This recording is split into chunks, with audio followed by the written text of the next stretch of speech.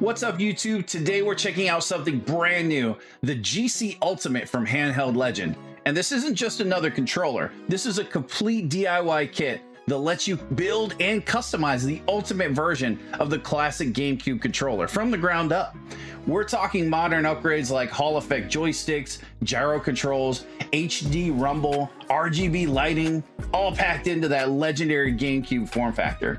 In this video, I'm going to take you step by step through the full assembly process, installing the buttons, joysticks, and triggers, and showing you exactly how to bring this kit to life. So if you've ever wanted to build your own controller, or just see what the future of GameCube style controllers looks like, stick around, because this build's going to be fun.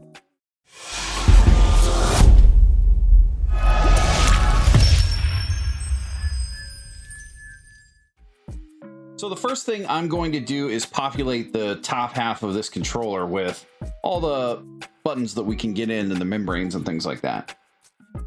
These center buttons here are unique to this controller. And it's these buttons here. I'm gonna have a picture that shows you the orientation and everything, but you can see on the back side of these buttons, there is a dot right there on the top part. And this dot right here needs to be oriented to the top side of each of these. Get the focus back. That dot needs to be oriented to the top side of each of these here. So on the top left is the plus, and on the top right is the minus. And the bottom left is home. And the bottom right is capture. Then directly under that is the power button.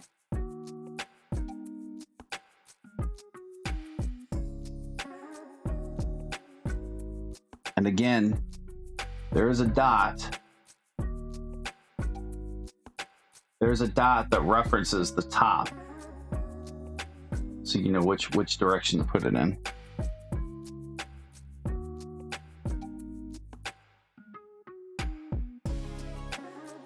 And then the last is the pipe for the LED. It's in there. Then we have all of our main ABXY buttons, and they're all keyed, so they only go in one way.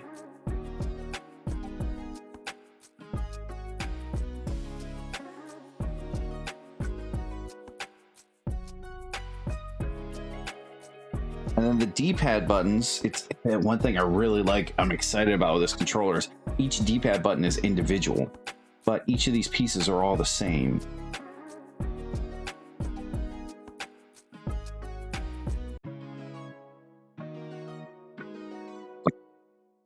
Now, one thing Handheld Legends recommend is washing these off with soap and water, your membranes. The tooling that they use in the factory, sometimes there's chemicals that they use to pull these out of the molds, and you want to get all that off of there. So they do recommend hand wash, hand soap, light detergent, and make sure they're really dry, thoroughly dry before you install them.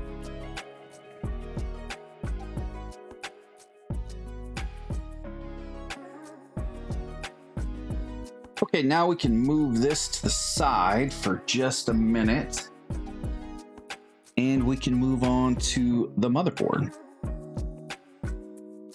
This motherboard, I mean, I don't know if you can see, but the quality on it is really nice. They really went the extra mile, making sure to use quality tactile switches. All of your pads here, I mean, that's just, if you compare this to a standard pad on an old school controller, I mean, the more surface area that you have there and the more tight it is, the more chance you have of this membrane making contact like it should. And they just did a really good job. I absolutely love the fact, so as an engineer, I like to look at electronic devices and kind of look for similarities and things. I love the fact that there's a Raspberry Pi chip on this board. That touches my heart in a very special way. So Handheld Legend, you guys did a great job here. I'm going with the digital analog triggers. I'm not going with the mechanical triggers. I think the software interface with them and being able to set your trigger depth is more important for me than the clickiness of keyboard mechanical triggers. The mechanical triggers do come with the kit, and they are very nice. I mean, they're super high quality keyboard switches.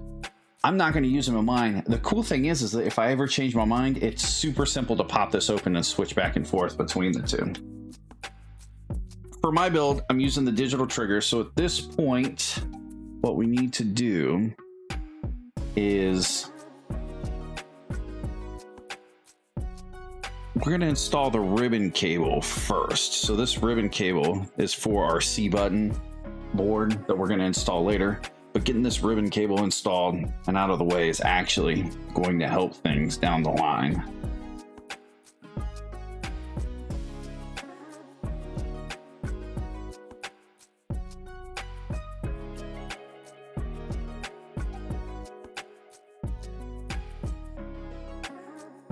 Go ahead. I bow that up just when we install later. That's going to help me connect it into the other board, because that other board's going to sit right here. Then the next thing we need are the analog sliders. I can't tell you how much I really like this design. The sliders themselves, they're push fit into the board. So again, if you ever want to switch back and forth between analog and digital, you can. And they literally just push right in there.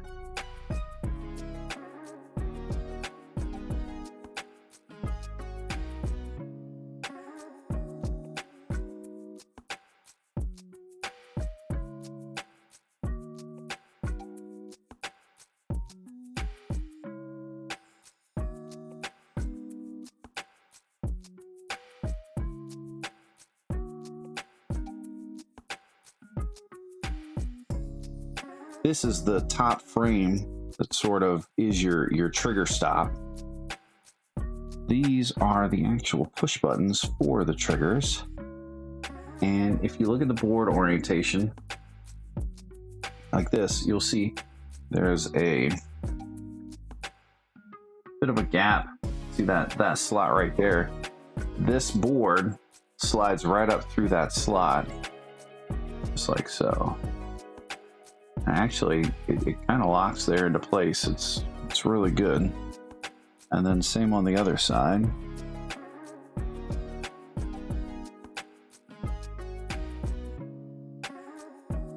All right, and then at that point, these wires will come through here, and this, oops. Come on now. Double it now. All right. These tabs here go in right above the analog sliders, so it sort of clips into place.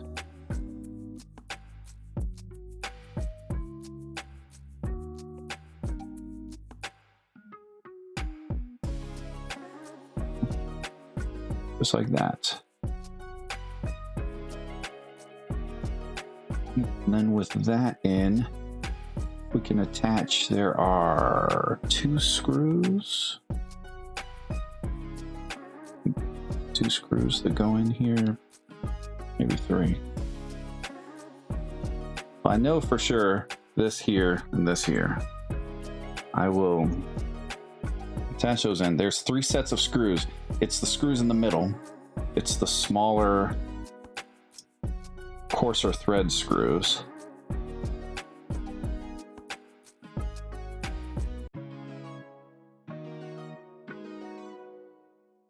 Not too tight.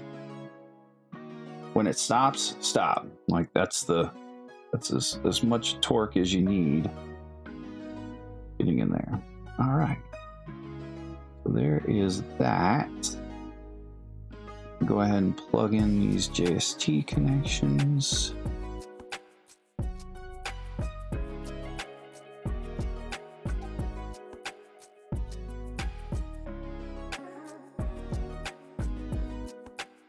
this connection here, you'll notice whenever you start working with controllers that have rumble packs, these are the connections here that they'll plug into. When you have this plugged in, if you're moving this board around, that's going to dangle on you. And it's very fine wire there. That's probably 24, 26 gauge wire. Oh gosh, maybe even smaller than that. So one thing that they recommended and that I think is a great idea is throwing a little bit of tape just to give yourself a bit of strain relief. Going to take a couple pieces of electrical tape, just kind of secure it down to where now I'm pulling on this and not the solder joint. And I'm going to do that to both. All right. The motors themselves, the side with the wires on it, they're going to go towards the inside. And what you want is you want the back side of this motor back against this post here. This orientation, wires on the inside, and then as far back as it will allow you to go.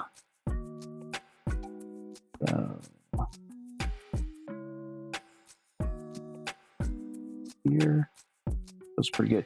You know, I was almost tempted to use a little bit of hot glue here.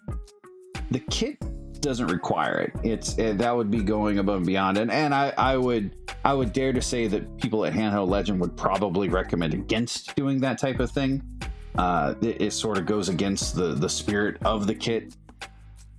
But I'm kind of old school, and I like to have things in place, and that hot glue could add a little bit of a dampening effect there. But I'm gonna go with this. I want to follow their instructions, their recommendations, and then potentially, I don't know, maybe we crack it back open in the future and change some things up a little. All right, so those are sitting in place. They do sit in there very nicely.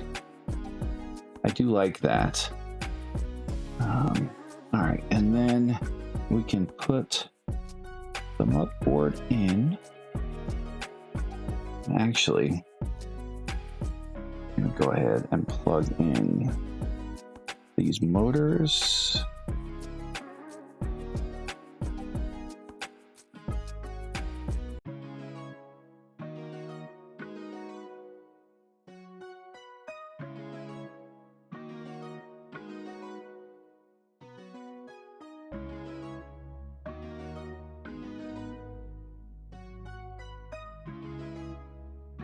Again, just going till it stops. So one thing that they emphasize is that these screws are simply holding things in place until we get the whole clamshell, so the whole controller put together.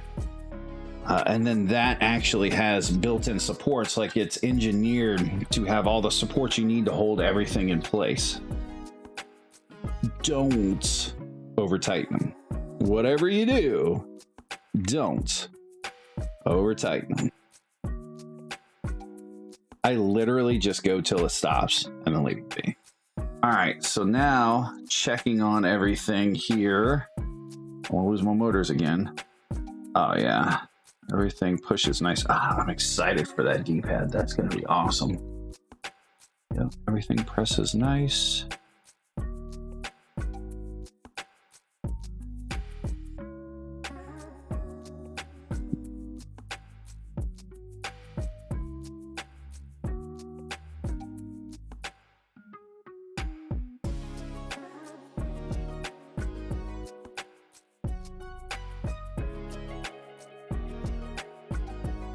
We're gonna put our triggers in.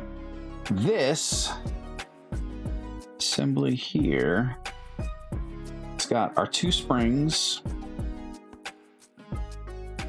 that are twisted together, because of course they are. Two springs, these, and the membranes. The membranes go in here.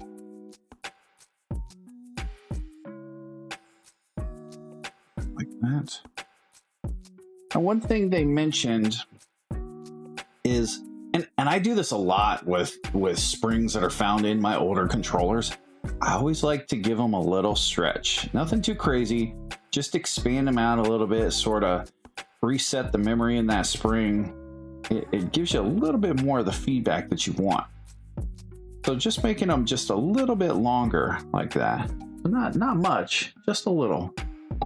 Just to keep that springiness up.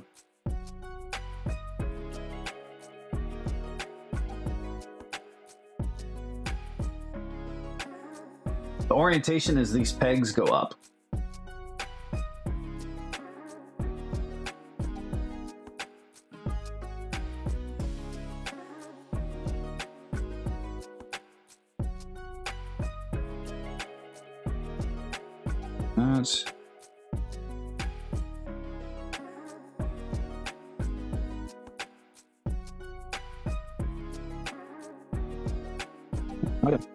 That's okay.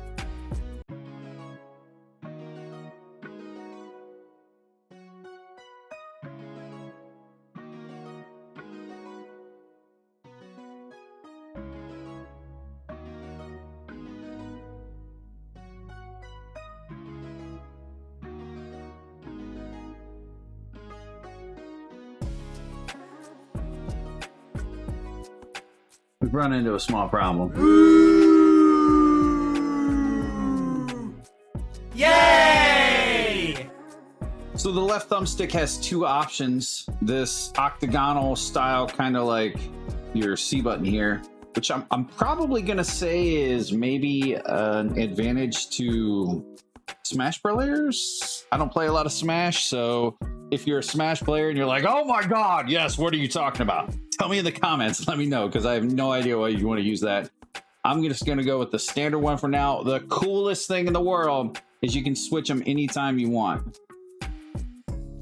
There's a key to the bottom. This pin here is shaped like this keyway here. We literally just drop it into place and attach our screws. These are the fine threaded screws that came with the kit. All right, there it is, all assembled. It feels great. It's got decent weight to it. All the buttons and everything respond very well. Everything that you'd want in a controller.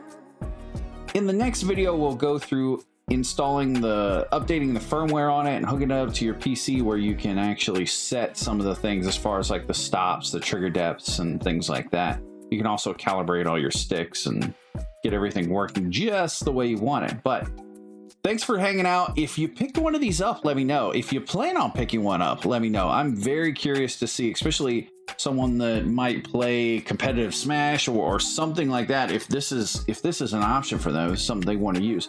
For me, I'm just going to enjoy playing Mario Kart and Zelda on my GameCube. So anyways, thanks for hanging out. Appreciate you watching. If you got any questions or get stuck in any part, let me know. There were some gotchas in here. There were some things that I wasn't exactly fond of. I wish those rumble motors were a little different. I wish they were I don't know what I wish they were, but I wish they were different. That was really the only part that sort of hung me up. Beyond that, everything else, it went really smoothly. So if you do got any questions at all, let me know in the comments. If you liked the video, like the video. Thanks for hanging out. We'll see you guys in the next one.